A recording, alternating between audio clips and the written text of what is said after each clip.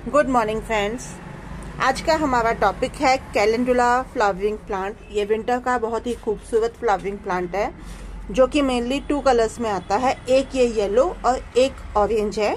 इसके अलावा भी एक कलर है रेड कलर, बट वो मैंने कभी देखा नहीं है तो उस बारे में मुझे जानकारी नहीं है। तो आज हम बात करेंगे इस कैलेंडुला फ्लावरिंग प्लांट की कि इसको कब लगाते हैं, इसकी क्या केयर है, इसके बीज कब हार्वेस्ट होते हैं, इसकी वैल्यू क्या है, मेडिसिनल वैल्यू क्या है, इन सब चीज़ों के बारे में। तो चलिए वीडियो स्टार्ट करते हैं।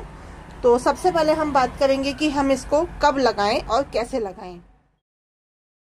तो इसको हमें लगाना चाहिए जब हमारे यहाँ टेम्परेचर 10 से 25 डिग्री पे हो, तब इसके बीज आसानी से जर्मिनेट हो जाते हैं। ये कैलेंडुला के बीज हैं, ये देखिए। इसको आप 4 से 6 इंच तक के पॉट में इजीली ग्रो कर सकते हैं। बहुत सिंपल तरीका होता है। अगर मैं मंथ की बात करूं तो अक्टूबर, नवंबर, दिसंबर किसी भी महीने में आप इसको उगा सकते हैं। बीज से ये बहुत आसानी से तैयार हो जाता है और बहुत ही बिगनर फ्रेंडली प्लांट है ये। इसको ग्रो करने का तरीका ये है कि आप कोई छोटा सा पॉट ले लीजिए। पहले हम इसकी सैपलिंग तैयार करेंगे। उस पॉट में आप 50% कोकोपिट और 50% कंपोस्ट लीजिए, कोई से भी कंपोस्ट लीजिए। दोनों को मिक्स करके ये बीज डाल दीजिए। ऊपर से हल्की सी कोकोपिट की लेयर लगा दीजिए और वाटरिंग कर दीजिए। अब इस पॉट को आपको फुल सनलाइट में रखना है ताकि इसको वार्मनेस मिले और बीज जल्दी जर्मिनेट हो। इसके बीज 3 से 4 दिन के बाद ही जर्मिनेट होना स्टार्ट हो जाते हैं, बट ट्रू लीफ आती है 20 से 22 दिन के बाद। तो मैं आपको 20 से 22 दिन का अपडेट बताती हूँ इसका।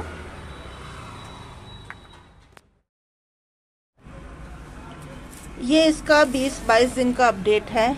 ये मैंने एक छोटे से प्लास्टिक का कंटेनर घर में रखा हुआ था, उसमें मैंने जो सॉइल मीडिया आपको बताई है उस तरह से मैंने इसमें उगाया है।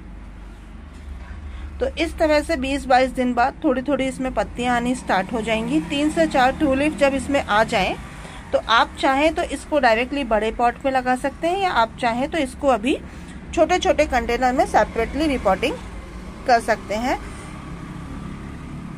रिपोर्टिंग के लिए सॉइल मिक्स में हमें 30% गार्डन सॉइल, 40% कंपोस्ट और 30% आप बजरी, बालू, बदरपुर कुछ भी मिला के इसको लगा सकते हैं। बहुत ज़्यादा कंपोस्ट की इसको ज़रूरत नहीं होती है।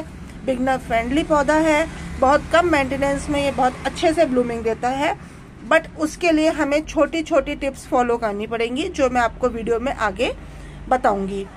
इसके बाद मैं आपको 20 दिन बाद का अपडेट बताती हूँ कि 20 दिन बाद इन प्लांट्स की कंडीशन कैसी होगी।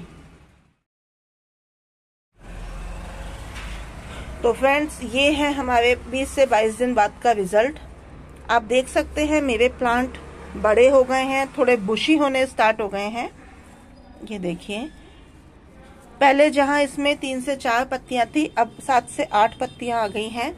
अब ये सही समय है जब मैं इसको रिपोर्ट कर दूंगी, ताकि ये आने वाले स्प्रिंग सीजन में हमें बहुत अच्छी फ्लावरिंग देगा। तो मैं इसको रिपोर्ट करने के लिए सॉइल रेशियो वही बनाऊंगी जो मैंने आपको बताया है। 30% गार्डन सॉइल, 40% कंपोस्ट, 30% बजरी, बालू, बदरपुर आप कुछ भी मिला सकते हैं और इसको आप रिपोर्ट कर सकते हैं। मैंने ये दिसंबर के मंथ में रिपोर्ट किया था। देखिए, मैंने ये इस तरह से ट्रे ली है।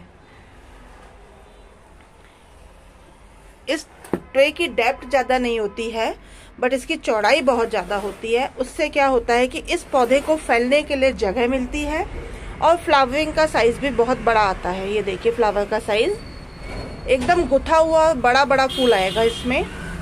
और भी कलियां आ रही हैं। इस पॉट में मैंने 5 पौधे लगाए थे। अब ये पौधे नीचे से अपने आप को मल्टीप्लाई करते रहते हैं और घने होते रहते हैं, बुशी होते रहते हैं। ये देखिए, इसके पत्ते पालक जैसे होते हैं। अब हम बात करते हैं इसमें वाटरिंग की कि पानी कब देना चाहिए।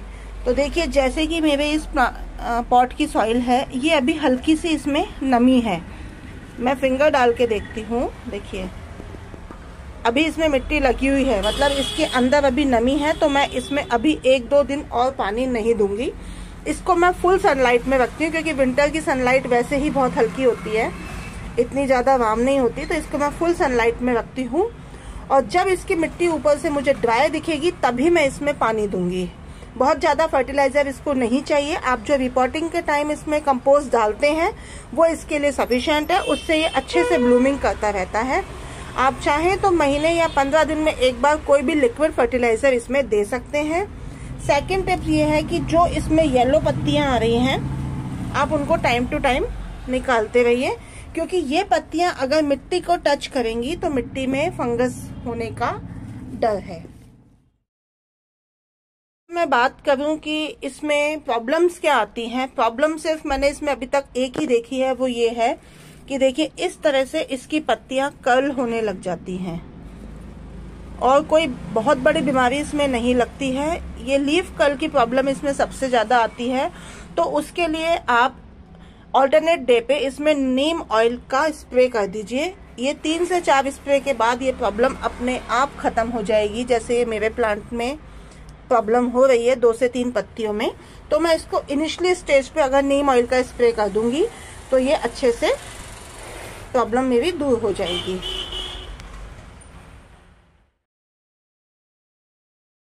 अब हम बात करते हैं कि इसको प्रोपोगेट कैसे करना है, नेक्स्ट ईयर के लिए हम इसको कैसे बचा के रख सकते हैं। तो दोस्तों ये फ्री का पौधा है, इसको पीला केसर भी कहते हैं। ये देखिए पीला केसर क्यों कहते हैं आप समझ रहे होंगे।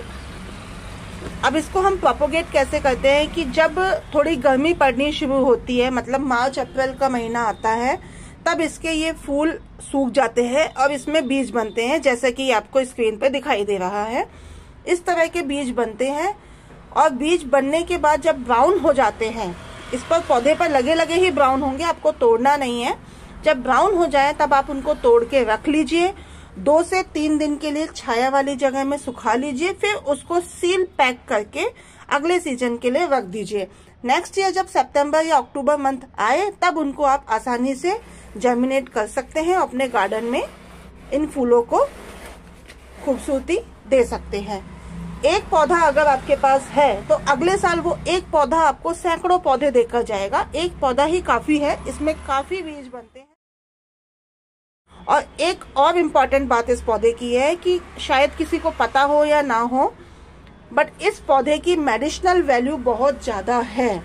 हमारे होम्योपैथी में, आयुर्वेदिक में आप कई दवाइयां देखेंगे जहां पर इस पौधे की पत्तियों का, इस पौधे के फूल की पत्तियों का यूज किया जाता है दवाइयों को बनाने के लिए।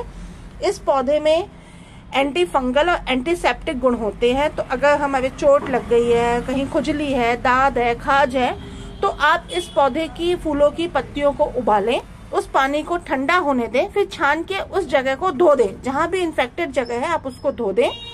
2 से 3 बार में ही वो जगह एकदम सही हो जाएगी और आपको आराम मिल जाएगा।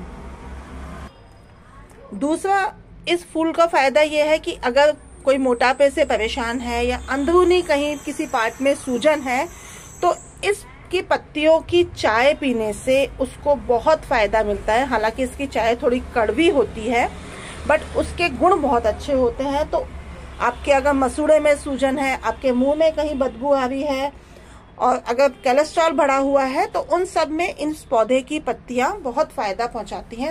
इस पौधे के फूल की पत्तियां बहुत फायदा पहुंचाती हैं। बालों में अगर रूसी की समस्या है, बाल झड़ते हैं, तो भी हम इसका यूज कर सकते हैं। पिंपल्स में इसका यूज कर सकते हैं। इस तरह से इस पौधे के बहुत सारे मेडिसिनल वैल्यू हैं।